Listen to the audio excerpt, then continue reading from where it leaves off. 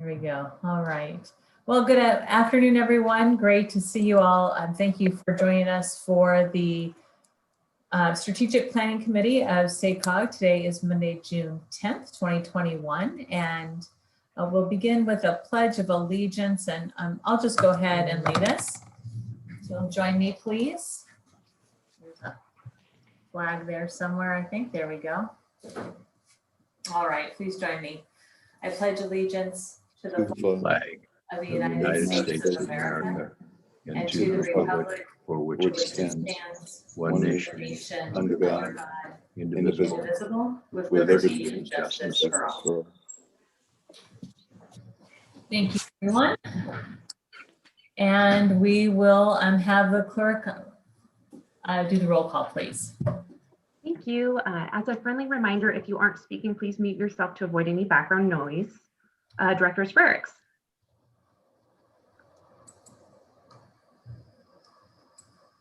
Sparks, can you indicate if you're here? I do see you on the screen.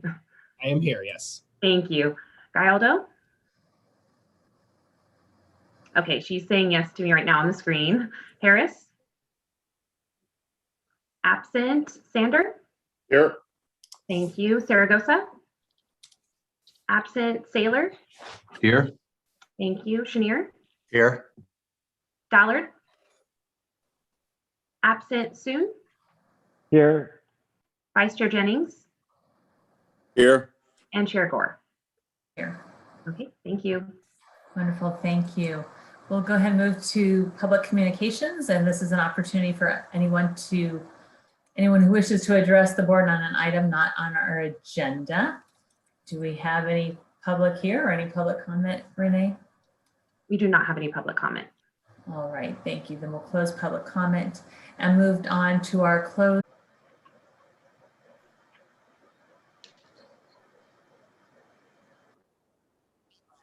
Okay, let me just confirm the stream is going. It looks like it is. You guys can go ahead. All right, thank you, everyone. We are back from closed session, and Kirk, if you would report out, please. There was no reportable action taken during closed session. All right, thanks. So we will move to item 2, which is the 2021 funding round debrief. And Garrett Ballard-Rosa will present the item. Good afternoon, Garrett. Good afternoon, Chair. Happy to be here. Matt Carpenter will be jumping on, I think, in just a moment. We're excited to just give a debrief item on the SACOG 2021 funding round.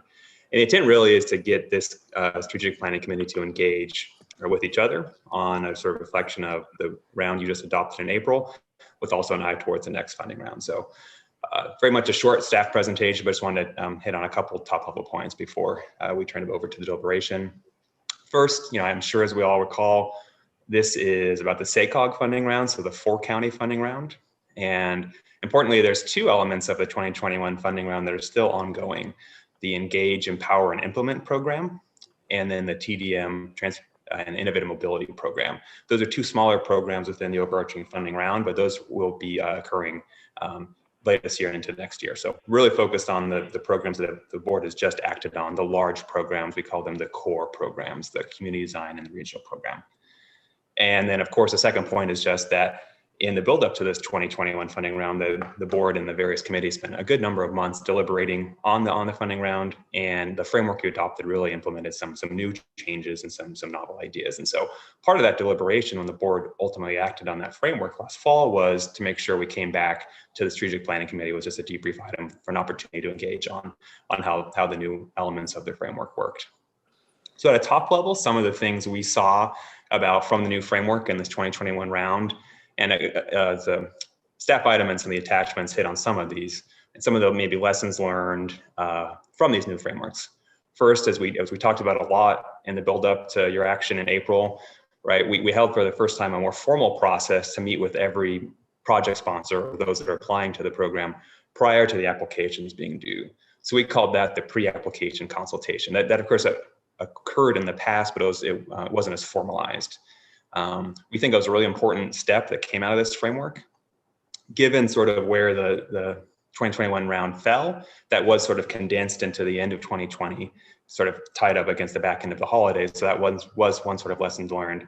And the second is that those conversations we had prior to the applications being due were most fruitful when they were paired with the data and analytics to help give substance to the conversation. And so a lot of times that was data that SACOG provided through what we call our project performance assessment.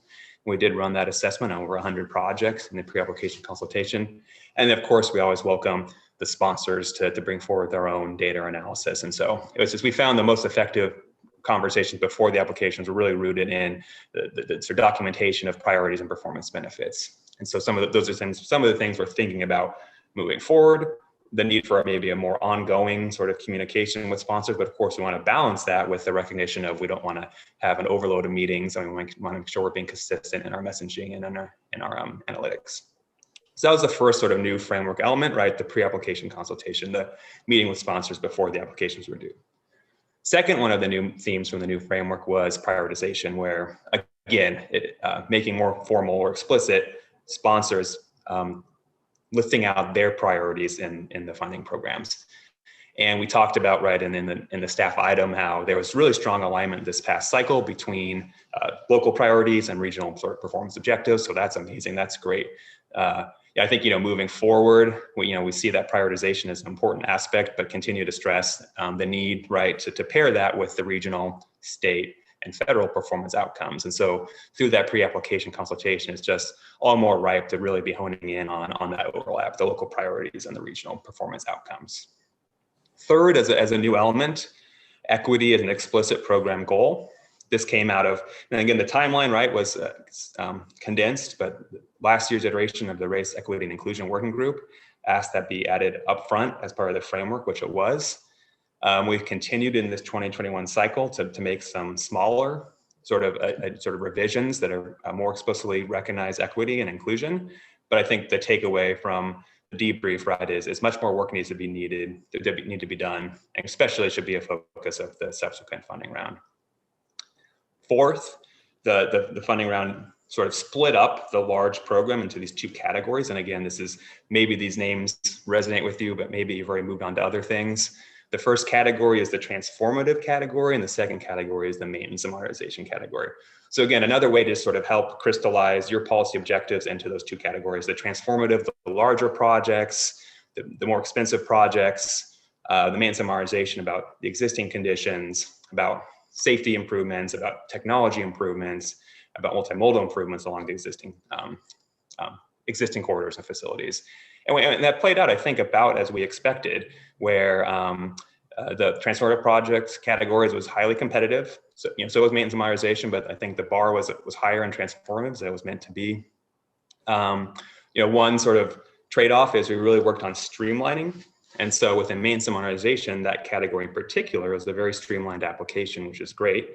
Sort of on the flip side, sort of a trade-off with that is we got about 60 applications just within that one category, which really put some pressure on the review committees. And I would say overall, with 100 applications in this round, that is one trade-off of streamlining, is that then more and more applications come in. So it's something we need to be thinking about moving forward as staff, and as the board deliberates on the next funding round, about that sweet spot of application and programming streamlining, but still the ability to, have a performance-based review and not have the review groups inundated with an influx of applications, because the sponsors put a lot of work in the applications, the working groups themselves put a lot of work into the review, and it was, we got there, but it was a sprint at the end. And then finally, just one point to call attention to, and then I will close out and bring it back to hopefully a good conversation, is a new element that you incorporate into this round is what we call a multi-cycle commitment, which in essence means an award that is not only in the funding round that you just acted on, but also spans into the next regional SACOG funding round. And in your framework, you put what we call policy parameters or guardrails around that, the ability for sponsors to be considered for multi-cycle policy commitments. First, they had to be within the transformative category, and second, they had to be non-expansion. And you were deliberate in that action. In particular, this is the first time we've done it, and sort of the takeaway is to not expose the program to undue delivery risk, and to not also sort of erode the future discretion of the board in subsequent funding cycles. So There were 3 projects that were recommended for this multi-cycle commitment, so an award this cycle and next cycle. In the conversation we've already been having with city and county and other project sponsors, right? A lot of excitement about that new element in the round, but also a lot of demand of thinking about broader eligibility requirements from a sponsor's perspective. I.e. more projects being considered for that. So we understand the reasoning behind that, but again, the trade-off is, right, continuing to emphasize deliverability of the projects, not putting undue delivery risk in the program, and not encumbering future board discretionary ability in subsequent rounds. So again, a fast, sprint through some really key big elements, but yeah, I want to turn it back now, unless James or Matt wanted to say anything, back to the chair, and hopefully we'll have a good conversation. Great, thank you very much, Garrett. Appreciate that report out. Jay, question or comment?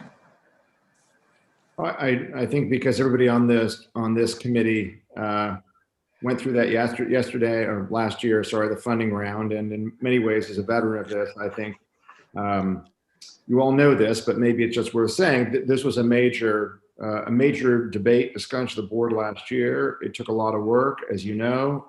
It's been reflected back to staff, and I think that Chair Gore and many of you, while this was fresh, I think you all wanted to kind of do a little bit of the lessons learned, which is really what we tried to set up for you today. And I think generally speaking, to put the finer point on what Garrett just said, we think it worked quite well. And we think it really did, I think, effectively meet a lot of that local concern over certainty with a lot of that regional need for hitting our goals, our climate goals, our performance measures. But that doesn't mean that we can't make some changes, some improvements going forward. So just to summarize that, great presentation, Garrett. Thank you. If Matt wants to jump into anything, we have him. Top level summary. I think you're in good hands. I mean, Garrett's going to be great going forward. We feel really great about how things played out, but I think we're also very eager to hear any critical feedback today, so that as all funding rounds, it continues to evolve. Thank you, Matt. All right, now Director Chenier.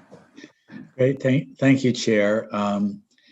First, I really want to thank you, Garrett and Matt and James and whoever else worked on this. I mean, we had a really large challenge to the organization and how we were doing business, basically, and I wouldn't underestimate that challenge. And did not approach it with like a binary decision of should we do this or should we not do this, but really spent a lot of time and thought and effort and resources into looking at how to improve the process. And so just want to recognize that. I mean, I think it's really important, and this will not be the last issue that we all have differences on. And so I hope that we can remember this and what we got to, which to me, again, was a really positive result. The question that I have, Garrett, I guess this is probably for you, is, what were the fears that the municipalities had walking into this process? And how did they feel about it throughout? And I know most people, not everyone, but most people got their priorities. Most people got what they were looking for. We had some people who didn't. That's going to be the case anytime. And I don't know that we could have, gone through the 2 processes and said, had we used the old process, this is what would have happened. We wouldn't know those results. But I'm kind of interested in the feedback loop that you got starting off and then at the end as well. Sure. So, I think one of the themes that we've been discussing at the staff level and at the board level, right, was certainty and predictability within a competitive-based program. So I would very much say a fear at a member agency and a project sponsor level going into this, right, is uncertainty. I think there also the fear was potentially maybe a disconnect between sort of objectives from a regional level and then sort of objectives at a local level. I think probably those were 2 primary concerns. And then the third is just the time that's spent on the process. And, you know, the tagline that's used is, you know, every hour or every dollar applying to a program is one fewer hour or a dollar to implement a project. And of course, we recognize that. So those were the three main ones. I do think we can, with a straight face, say we've, in this new framework, made progress across those. Application streamlining, this was a much shorter process from a project sponsor. Just, you know, engaging with the board, I think it is an important point. Some, you know, at the SACOG staff level, we have taken on some more of that process, but as a manageable element. You know, we'll never get away from the fact that there's more need out there than funding available. So we've been having good conversations. You know, I think generally we've been hearing positive things. Of course, there are sponsors that are, you know, not as satisfied with the results or aren't satisfied with, you know, the dollar amounts, and there's no way around that in any framework. You know, and I think with we're kind of going backwards over now. So then to that first point about, you know, the alignment, we did see, you know, strong alignment with those sort of objectives and the priorities. I think it worked really well this cycle because we had a lot of projects moving forward that had been, you know, maybe an earlier phase had been funded. So we were familiar with those projects, and the selection criteria or evaluation criteria also emphasized things such as deliverability and leverage. So I think that also helped sort of tighten up the connection between sponsor priorities and regional objectives. So long-winded answer, but I'd say those are probably the three primary issues moving forward. And, you know, we continue to hear, you know, good comments about that, but I think it's fair to say that overall, I would think the majority of sponsors would say that this step, you know, helped address those concerns. Not 100%, there's no way we could ever get 100% across all issues, but I think they would agree it would probably move in the right direction.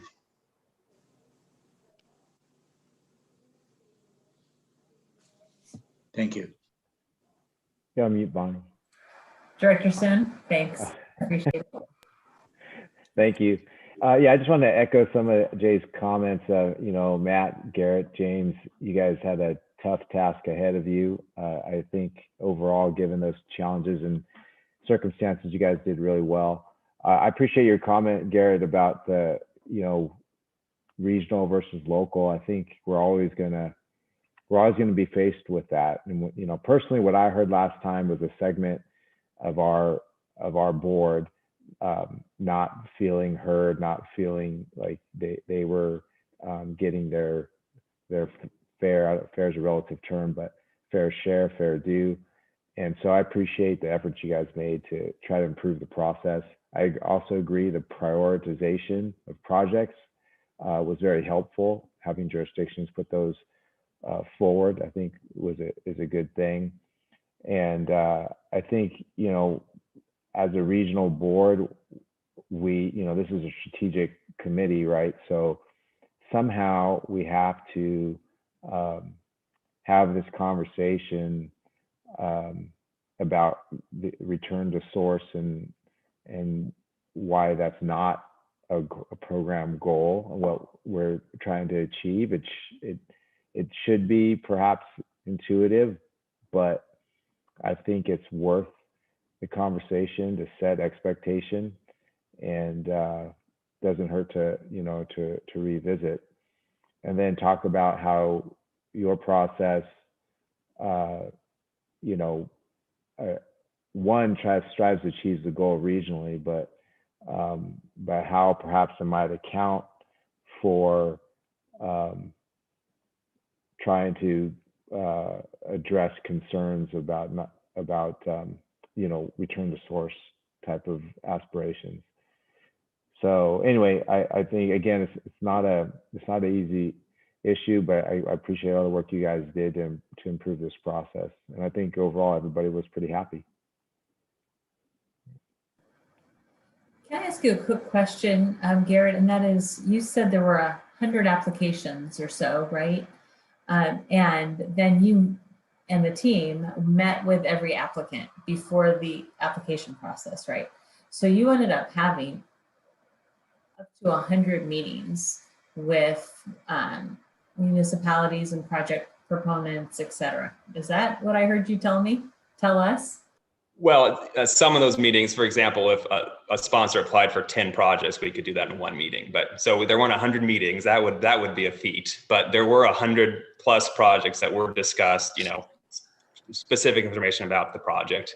And some of those projects didn't even move forward in the round. So we had 110 projects apply. I would estimate we probably talked about 120, 130 projects, but no, it was not 100 meetings, because some of those, right, we took 10 projects at once. But that being said, right, because of those conversations, you actually saved some staff time because people didn't apply for some of the projects after you had conversations, right? And you mentioned having the data and utilizing that in the conversations, right? So I know that it's probably extra work up front, but I feel like you had an opportunity to really interact with those applicants, let them know what was going to work and not work.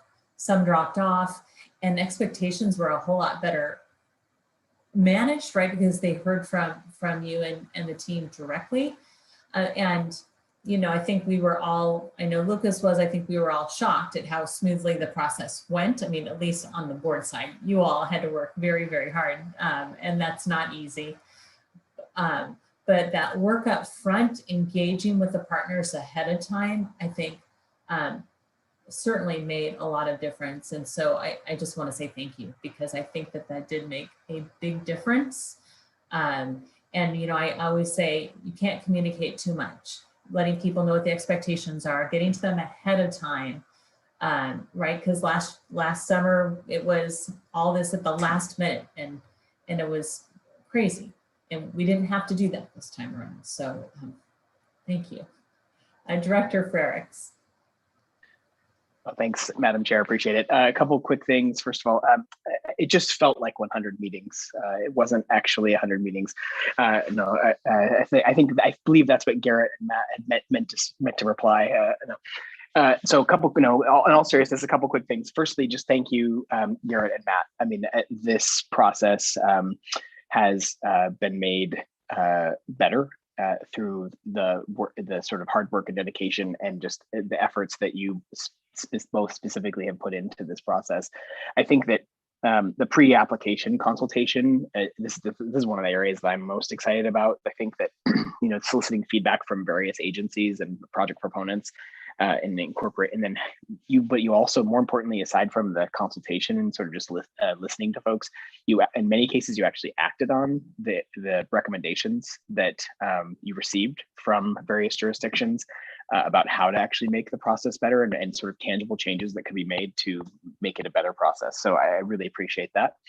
I think the issue around the demands for awards spanning multiple cycles, I definitely understand the need to guard against the future board discretion issue, but I really appreciate also that there was some amount of flexibility allowed for allowing for the sort of multi-cycle projects. I don't know if you all have a sense of it's sort of like the Goldilocks moment, of not too hot, not too cold, somewhere in the middle, just right. So I don't know if you all have a sense of if that ends up 13.5 million is sort of what's been committed in a couple of those projects for future funding rounds. I don't know if they're if it's internally in terms of staff, it's a sort of percentage amount, percent amount, or if there's a dollar amount, obviously that might change depending on the size of the funding round, but curious a little bit about that. But I definitely understand the need to sort of not sort of promise too much when there's future boards out there that might not agree. And then lastly, I think the prioritization, sponsor prioritization and the ranked ordering is extremely important. I think it's really helped to focus the process. I think it shouldn't just be on SACOG to determine prioritization. When an agency comes in with 10 submittals and says, this is all my top priority. I have 10 top priority projects. Well, kind of. I think that if you have 10 top priority projects, I'm not sure you really have a top priority project. So if they're all your top priorities. So I feel like that is something that I think also that was very helpful, at least in my jurisdiction situation. We applied for a variety of projects and ranked ordered them. And I think that it really was sort of bore itself out in the results. And so that, really making us focus and decide what really were the top priorities. So thanks again to you all. Would be curious again about this issue around the awards that span multiple cycles. We have a little bit of feedback there, but otherwise, thanks to you both for all your good work. Thank you. Any other comments, questions, feedback about the process?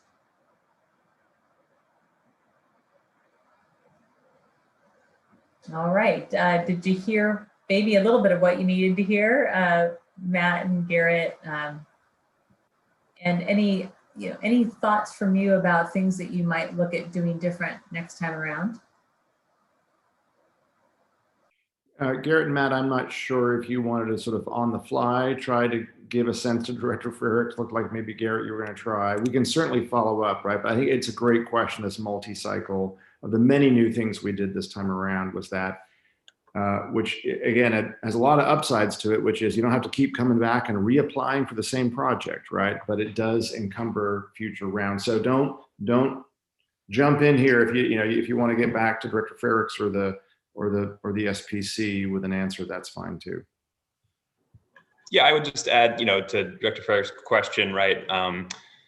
In the policy framework, the term was limited. That was a limited number of projects. And again, that's a very vague term. And you're absolutely right, Director Frerichs. There was no sort of, besides the parameters that the board put on and then adding that term limited, it was at sort of staff's discretion. So, in this first cycle, given the eligibility requirements, there were fewer projects that were sort of the Goldilocks of really compelling for a multi-cycle and also really compelling on the performance outcome side of things. And so those three seemed about right.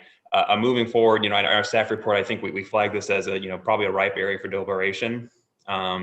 This is just my own just opinion as an analyst. Those three those three projects, they were a little bit under 10% of the regional program. That's not the whole round. That's one program. And, in my, that seemed, to fit the board sort of direction of limited and within those policy parameters. But I think moving forward, that's a very ripe area.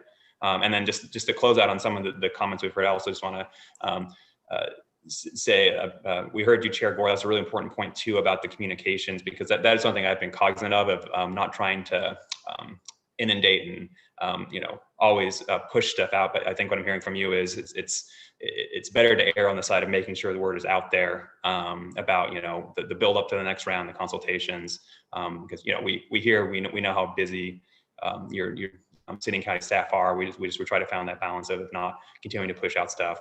But what I'm hearing as well is not forget the fact that they're not thinking about this every day. So we want to make sure that we are being upfront and as consistent in our communication as we can.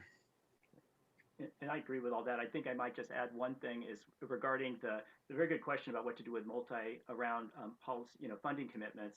There's a unique opportunity perhaps in the coming months for the SACOG board to consider connecting regional program commitments for funding with other funding sources that SACOG manages. Next month, you'll hear a bit about the American Rescue Plan. It's transit stimulus funding and how that may connect to annual transit funds that we program. And then if things do move forward in Congress with a big federal infrastructure bill, there's a chance to take a look again at some of the projects that were only partially funded or need some additional funds through this regional funding route and consider them for awards that could span a longer period of time or be linked very much to the next regional funding round if it happens in a year or two. Right. Well, any other input, comments? Chair Gore, if I just to sum this up, two things. I do think this ranking of the projects, and I've talked to many of you about this, was really critical, because from our end as staff, it is hard to know when you get 5, 10, 15, 20 applications and you can't fund all of them, what really rises to the top. I'm sure we'll have to come back and cover this again when we get into the next funding round. But you, Chair Gore, you mentioned the back and forth in those pre-consultation meetings. They really are critical, and our staff did a great job with those and making sure that we kind of see eye to eye with agencies before before they submit. So it isn't sort of, here's our list, let's get a resolution, and we want the number one, number two, number three, because, you know, if we don't line those up to the expectations of the funding partners, or we don't really look very carefully at the delivery challenges and making sure we can deliver those projects on time and under budget. So that back early is really important. And then the second and final thing I would say is, and you know, Garrett mentioned, we did say that we really wanted to put a big focus on equity in the funding round, but we've talked about this quite a bit, and you know, the honest truth is that's hard to do. We barely scratched the surface, and a couple of things on that. One is, you know, historically we've looked at equity as is a project geographically inside a disadvantaged community, a geographic boundary, right? And by the way, I want to remind everybody has disadvantaged communities. They are rural, suburban, urban. They are in every county. We are not just talking about the urban core of the region. We are talking about they are everywhere. But just because a project is inside a disadvantaged community does not mean that those community members actually get benefit from it, that they have helped drive it, that they have shaped that project.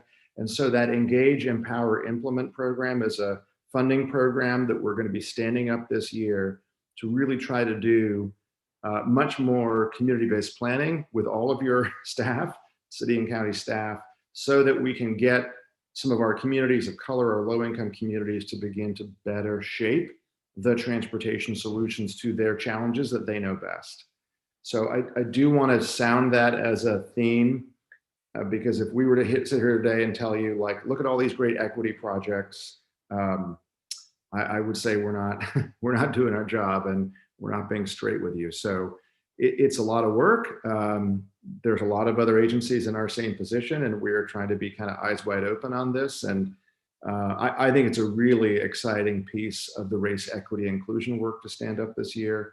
But it does take a very different approach in transportation than ones, and this is not, again, pointing the fingers at ourselves or any of your agencies. It just is it's a different way of doing business, and we're excited to go about doing it differently, and sharing that journey with you all. Thanks, James. Yeah, not easy. We've just begun. So, but a little bit of progress, we'll continue to make progress, and that's terrific. All right, well then let's wrap up this item. Thanks everyone for your feedback. And once again, Matt and Garrett, thank you for the report and just really the really good work that was done this last funding round. All right, let's go to item number 3, which is SACOG's 2021 board retreat, which we now have scheduled for October 1st, I believe. Yes, Friday the 1st. And love to get your input. So James, I'll let you kick it off, and then we'll have a conversation about it. Yeah, absolutely, Chair Gord. Thank you, and I hope the memo was brief. Obviously, we're excited that we have a date, Friday, October 1st. Much like previous board retreats, we did one in 2017 under then Chair Chenier, one in 2019 under their then Chair Sander. This is an in-person. We are planning for an in-person retreat in October. The first 2 board retreats, well, the first 2 in my tenure anyway, 2017, 2019, were really about setting the larger framework, goals, strategies, and vision for the organization. In some ways, this is a chance, number 1, to get a lot of the dozen new board members engaged and the in-face person-to-person get to know you, sink their teeth into a couple of things, for all of you as well. Where we're going, what the future looks like in terms of the next 20 years. Obviously, lots of talk now about the influx, the in-migration to this region, what this means for our future growth. But obviously, as we kick off our long-range plan, which we're going to be kicking off later this year, it's important to understand some of those scenarios for the future. And then just as I mentioned related to that, probably a great opportunity for us to be able to spend some time on what that next plan will look like, what it should tackle, some of the key themes. We have a great interest in raising the idea of equity in the next plan, and also in some ways a sort of a triple bottom line approach of equity, environment, climate, and economic prosperity. So a chance for the board to really kind of roll its sleeves up and take a deep dive in the next MTP SCS. So I think that is outlined there. We're planning for most of the day, but would love to get your feedback on those ideas and any others you may have. Thanks, James. Thoughts, questions, input, suggestions? You know, I'll kick it off in that a little bit about you know, all the topics, right? And in the past, we've focused on definitely sort of the overall strategic plan for the organization the last couple of retreats. And I was reminded, right, that we do have 12 brand new people. And not only are they new to the organization, but a lot of them are new to all of us. And just the importance, and I'm reminded because we have not met with people in person, just that importance of that connection of getting to know one another is so very important. And building those relationships so that you know who to call on and start building those relationships. So I do think that that's actually really key to this this retreat. And I do want to encourage folks, if you cannot attend the entire day, if you can attend for even part of it, I think that that will be definitely valuable. Let's see, I saw Director Soon's hand up. Go ahead, Darren. Yeah, thanks, Chair Gore. I was just wondering, you know, to this group, when we had the conversation about diversity, equity, and inclusion, I just got the sense that you know, we weren't all together as a board. So will this workshop hope to bring us all together, or is this will we be moving on? And the reason why I say that is because it could, if we just ignore people that if they're not, and then I recognize some people were just never going to get on board, but if we don't try to get people on board before we start moving ahead, I feel that it'll create more significant problems down the road. So I just put that out there on maybe if others have any thoughts, I'd, you know, like to hear from y'all. And maybe I'm wrong. Maybe everybody was on board and I just missed it. So I would like to hear that too, if that's the case. Yeah. Well, and it's hard to know whether or not people were trying to just have some agreement. I didn't sense that people were opposed to it. I think there might have been people who wanted to have some agreement with the director to sort of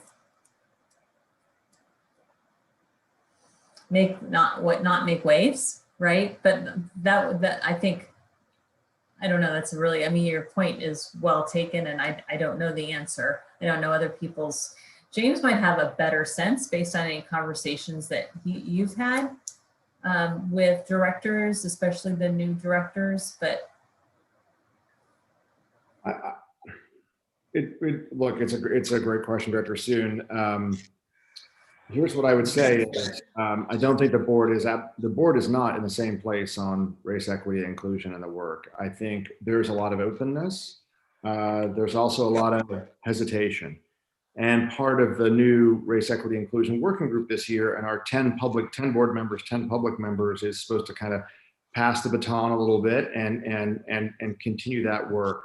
There's a great question about how the work of that group then reconnects with the full board, and the opportunities for the full board to roll up their sleeves and tackle this and digest it. We're working on, our staff is working to figure out when are the opportunities to do that as we go through the year.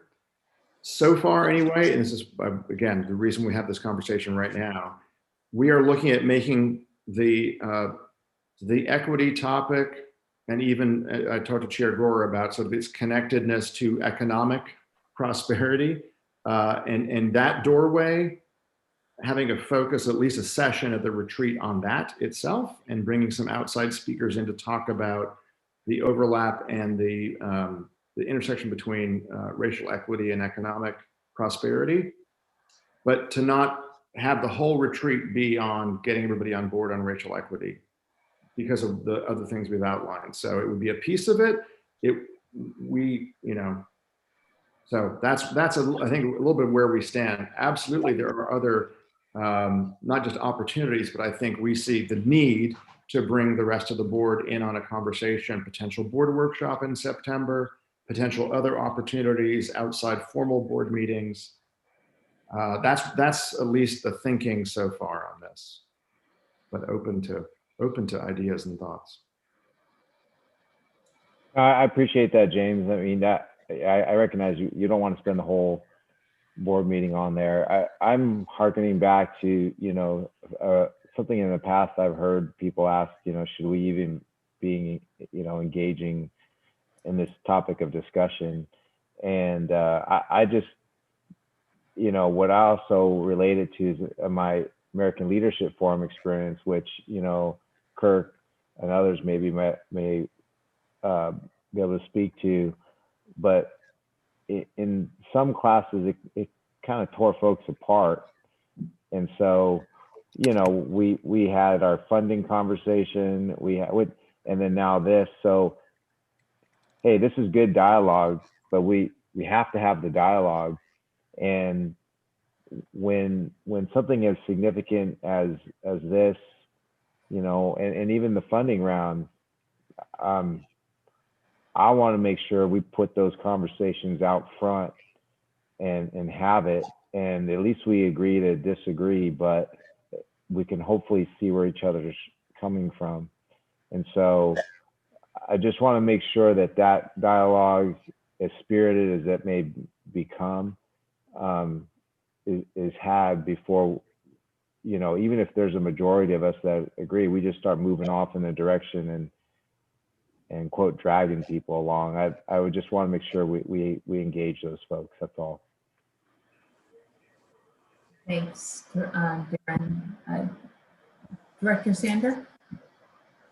Yeah, I was going to comment on something else, but Chair Gore, you pretty much nailed that. I was going to comment just on all the new people we've got on board. And obviously we've been there before, probably never quite this deeply in terms of new people. So that bears a special responsibility for us this year in a retreat to kind of bring those people up to speed. And if you couple that with some very challenging topics, how do we prioritize spending and what are we doing about equity, makes that job even harder, I guess, right?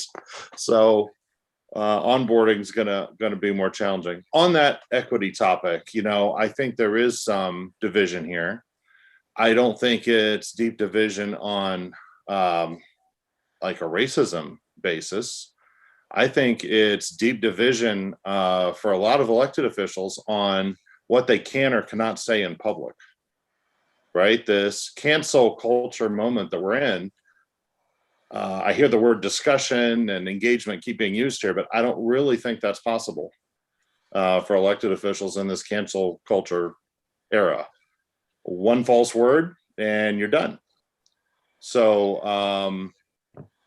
I don't know, honestly, how much progress we could make as a board in any public setting on that topic. I'd be, and I think we saw that at a recent board meeting. I also think we probably didn't set this topic up perhaps as well as we could have. I know I shared this with James. I heard from other board members. I heard some public comment during a board meeting on it, but the consultant we had come in to do the equity audit, in my opinion and others' opinion, did not do a very good job. That was not a very substantive report. There's some odd conclusions and some very challenged factual statements made, supposedly factual statements made in that report. So I think that may have gotten us going not quite the right direction. from a few people's minds. And then the discussion at the most recent board meeting where the charge for equity came up, I think also showed a pretty deep split. And some of it's got to be, like I said, this cancel culture environment that we're in that affects us probably more than others. So, and I have no, unfortunately, I've got no really positive suggestions about how to do this, except time. Probably let some of the heat out there die down, and then try to engage in these issues again. Thanks. Director Stoller? Thank you. I wanted to touch on that topic. If you look at who's in this meeting, we are all people who've been around. And we have to remember that what's may seem obvious to us is not obvious to others. So if the retreat is going to have value, it's really got to speak broadly to those who are still trying to figure out what's going on at our board meetings and elsewhere. And I also must respectfully say, for us, I need to hear things multiple times before they sink in. I don't always catch it the first time or the second time. And so this constant re-education of the board members on what we're doing at SACOG, why we're doing it, how it fits into a bigger picture, how the funding works.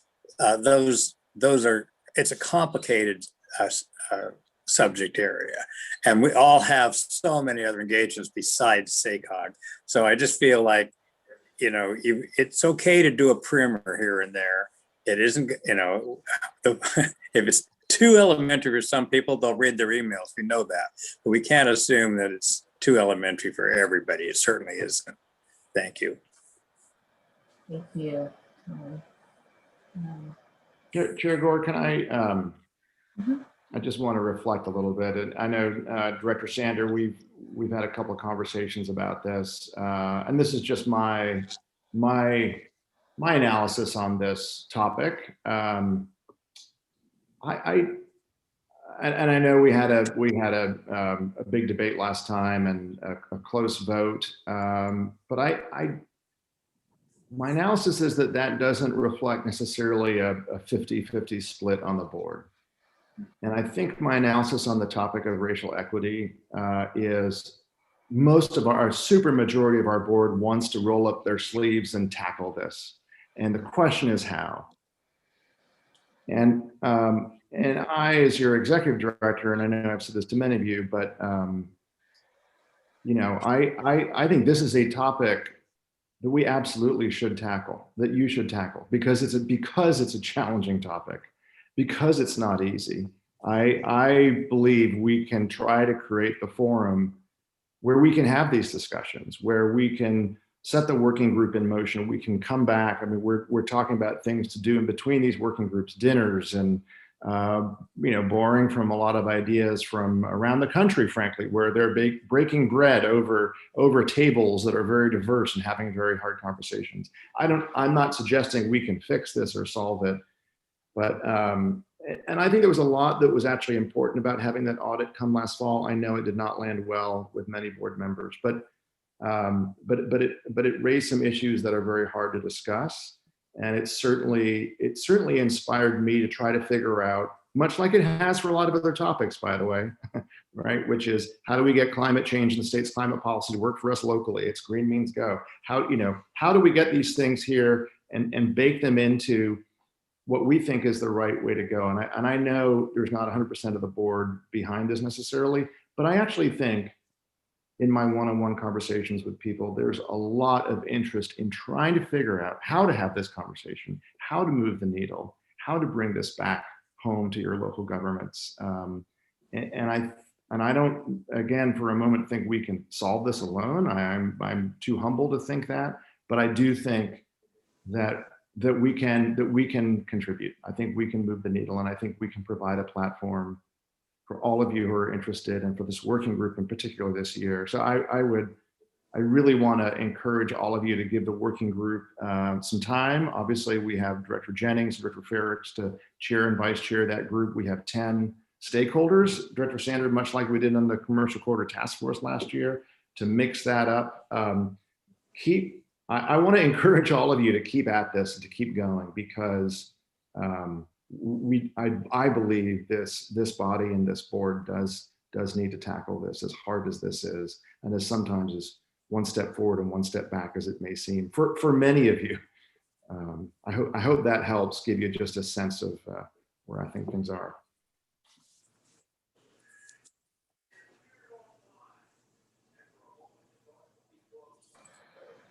Director Jennings. You can tell just by the conversation that we're having right now, how difficult of a conversation this is to have. But I do believe that we are putting the right foundations in place to have a conversation and to be able to move the agenda forward as it relates to racial equity. For every rose that I look at, somebody has to go by the seed, somebody has to plant it, somebody has to watch over it on a regular basis, somebody has to prune it back, somebody has to finally cut it in order for it to become a part of a bouquet. I don't know what part we're playing in this right now, but I know it's a very important part to move us forward so that we can have a racial equity conversation that may be very uncomfortable for some people. But we should be having uncomfortable conversations. We should be addressing that very, very clearly. And my expectation of SACOG is to become a leader in the racial equity conversation, so that when you go back to your jurisdiction, you can take that conversation back and have those conversations within your own jurisdictions. So to me, the consistency part is, I think we have to be consistent. We have to have the conversation, and we have to be consistent in having the conversation. So as it relates to the board retreat, I do want to spend a lot of time at the board retreat getting to know each other in a way that allows us to build on the work that we're going to be doing for the rest of the time, our time together. And the only way you do that is to have a relationship with someone. And so I want to spend a lot of time in relationship building and bringing people up to par as far as all the different initiatives that SACOG is involved in. But this is just one part of a conversation that must be had. And I'm going to be the one leading it. So that's why I've been listening to each and every one of you, because it is tough within our board. It's going to be tough, but we're putting in the right pieces for this conversation to be something that can be had and bear fruit for the SACOG organization and for the jurisdictions that we serve. Thank you very much. I appreciate that. And I'm glad we're moving forward. And as James said, so we might take a couple steps forward. It's going to be hard work, but I think that us even taking steps and even having some workshops, and we're going to chip away and we're going to keep making progress. And I appreciate the earlier conversation about, what's included in an evaluation, so that we're continuing to keep our eyes on the importance of this issue. And Bonnie, I do have a suggestion on, having sat here reflected about 10 minutes now on this. I do have a suggestion on how we might move this forward. And I'm sorry, but someone here already suggested it, I think. And that's the economic focus, as opposed to just a pure racial equity, totally devoid of any economic consequence debate. So if you get to, and I've voiced concerns about this for years here at SACOG, the way in which we often do not invest in poor neighborhoods, and we do invest in rich neighborhoods at SACOG, that debate, I think, gains us an easier discussion than a pure 1619 project sort of debate. Does that make sense? Yeah, and I think James, thank you, David, and James did mention that a little bit earlier, that could be whether it's the board meeting or at the retreat or at another workshop that we have. I think that's a good, it's a good bridge, right? It allows people to, right. This isn't so far away from something that I think allows them to get some buy-in as we start having those conversations, starts moving people, especially. Right. And it ties it to our work, because that's totally core to SACOG. We fund transportation. How do we choose where to fund it? Do we look for, economic equity in that? The issue is really closely tied. to the other issues. I mean, just side by side. And it might it might also make us look more approachable from the outside. Because I think some people would wonder, why is SACOG getting into this? You guys fund transportation, right? It's like, what's going on there? But if we focus on that, as you said, as a gateway to it, as a bridge to it, as a partner to it, however you want to phrase it, I think that might be the most successful route. All right, so any other thoughts about content of the meeting? I do appreciate Director Sallard's comment about like, hey, sometimes 101 is really important. And we do need to have some 101s, right? Why are we here? What are we doing? What's our purpose? Where are we headed? Sort of reorient us all and remind us. And I know that, shoot, I still don't know what all those acronyms stand for. So, you know, I continue to learn. We all do. Thank goodness we have people who do this day in and day out. But any other thoughts?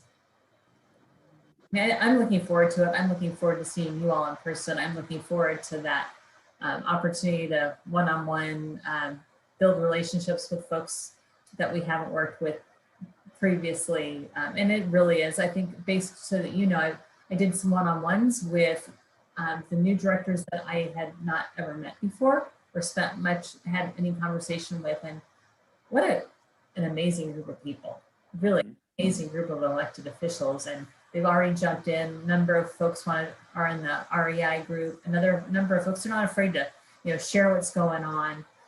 It's just been terrific. It's a terrific group of people. And I'm actually really excited about this new group of people. And as we move forward in the work that we do with SACOG and the work that we do with the equity issue, right? I think that we've got just a really good team of people to work together with. So other thoughts, comments, anything else? All right. Well, thank you. Any, James, anything else you think you have a sense of how we can put this little baby together in a couple of months? I think we're on the right track. We will definitely lean on some of our user experience people on staff I think we've done that in the past, but just to make sure we give you all enough of the more informal chances, right, as well as the formal chances to get to know one another. Yeah, good idea. Very important. So James, I also want to make sure that we have fun at this retreat. Like I don't want this to be a boring SACOG retreat where, you know, everybody's trying to figure out what's on their text message and what time is it going to be over. I want to make sure we have fun and enjoy this. So I just want to make sure we put that element into the retreat. So it's something that people will want to come to, be involved the whole time, be engaged, be active, participatory, and all those other things that I'm trying to say, that you know what I'm trying to say. I want to have fun. Thank you. You know what, and it reminds me, and this is something little, but when our board meets, my board of supervisors meets in Tahoe, staff puts on music to this big old honking room up in Kings Beach, and they put on music before the board meeting starts, right? And I come in and the music's going and I've got energy and it's fun. I'm like, okay, and I've got a day-long meeting of Tahoe issues. We're talking, this is not easy. It is not an easy agenda, right? But it starts with a really good day. And then I walk into the board of supervisors meeting in Auburn and it's like dead silence. So I'm like, where is the music? So even to that, right? Have some upbeat music before we start and during breaks. And you're right, Rick. Let's have a little fun because, gosh, this work is hard, but we can enjoy one another and have a little bit of fun. So, and if you have any ideas about fun, so I gave you mine. Like we got to incorporate some music so that we can, you know, enjoy that. We got anybody who can do some dance steps? I don't know. You know about the Cuban shuffle, right, James? You know how to do that, right? Absolutely. All right. So I mean, that's a good way to get it started off by doing, you know, the Cuban shuffle. And if you need to ease into it, we go from the electric slide to the Cuban shuffle, and You like by the time you elected- walk out of there, elected slide. I thought I heard the you would have elected. lost 5 pounds. I'm thinking SACOG's Got Talent. That's Hey, I like it. Down I now. like it. If any of you are musical or sing or think you can sing, I think we may have some equipment for you. Right. That's good. We That's do good. have staff who can play musical instruments, right? We do have some. We have some very talented staff. It sounds like we need to all plan our walk-up music for our There you intro. go. So I'm ready for my Oh, I song. like that. Now Jill, we're I like talking. that. The gauntlet's been thrown. The gauntlet has been thrown. Julie knows. Are you going to bring your whole staff to the retreat? No. Wouldn't bring the Why whole- not? Why not? I don't know. It's a good I question. mean, mix it up. All right. What better way to get to know each other? Hmm. You know, it always surprises me too. There's so many people behind the scenes that we never see. So, and they never see us, you know, I mean, might make them feel a little more included too. You can ponder that, James, and then deal with reality. I've got a lot of pondering to do. Yeah. Well, if anybody has any suggestions to make it fun, reach out, let James know or me know, because I think to that point, Rick, yeah, this is hard work, but let's enjoy a day we're going to spend off site with colleagues. Thank you. Appreciate that. Have fun, but get the work done. We're going to get the work done, but we're going to have fun getting the work done. You know, Does that rhyme? Yeah, I think it does. Can I say something else too? I believe in manipulation. You know, when we did the blueprint, we manipulated the tables. We made sure there was a developer at every table. We made sure there's somebody from one of the utility companies. We wanted just citizens. We wanted elected people. So every table was manipulated to have a group of people coming from different perspectives. If you just let us walk into the room, we're going to sit down with the people we already know. That's the natural way it's done. So I would say manipulate it. You bring your staff, make sure they're spread around all our tables, not sitting together at one table by themselves. So if you want us to get to know each other, I think you have to be willing to manipulate the arrangements so that happens. It isn't a natural thing. Sorry. Well, no, actually, and that's a good point, Tom, because it goes the same with the electeds, right? So you've been around for a while, and that's great. You know a lot of folks, but you probably don't know the new, supervisor in El Dorado County, right? And so what we might even do is think about finding out who do folks know and not know so that we can sort of encourage that interaction. But maybe we do. We call that curating. Okay. Because we simply want to manipulate you without you knowing it. So, All right. And ultimately there has to be a team competition at each table, So at the end, somebody walks away because they bonded better together than anybody else, or the top 3 teams. We gotta make a little competition. I can't be in a room without there being some competition. You have a SACOG staff that you are literally getting out of their seats as we speak, and they are designing things. I'm telling you right now, That's what you're I'm encouraging something here. I gotta be Kurt when I go on the golf course. I gotta beat him. I can't let him keep taking me down. Or karaoke. I don't know. Karaoke, Kurt. So, Exactly. I'm in for all of that. Director Stallard, in a public meeting, the word is planning, not manipulation. Yes. I actually thought curating was very clever too. Cool. All right. Well, thank you, everyone. Really appreciate the conversation. Thank you for your time today, investing the time in the work that SACOG's doing. With that, we will adjourn and see you all next week at the board meeting on the 20th. And before that, we'll have you do the executive director evaluations. We'll look at those out tomorrow. Right. Thanks, Bonnie. Good job. Thanks, Bonnie. See everybody. Bye. You see my backdrop for Bike Month, right? Oh, you guys see my, Ah, Oh, Well done. that's what the focus is. That's you good. know that, right? Inspiration. So I just want to let That's you know. good. You I guys, thought you wanted to show off your grandson. That well, you know, I got to show That's him what I off because thought I it was mean, about. that's the first time he's been on a bike. He's 2 years old. So I put him on the bike. He overcame his fears, and now he's got to learn how to pedal. Yeah. Hey Rick, I was waiting for you to promote golfing as fun, golfing and drinks. Hey, you know, we can always do that. But we're in the wrong. That retreat's probably not going to be in the right location for that. Maybe it needs to be. Yeah, maybe we need to find a new exactly. home. Yeah. Exactly. All right, everyone. Have a great All right. day and have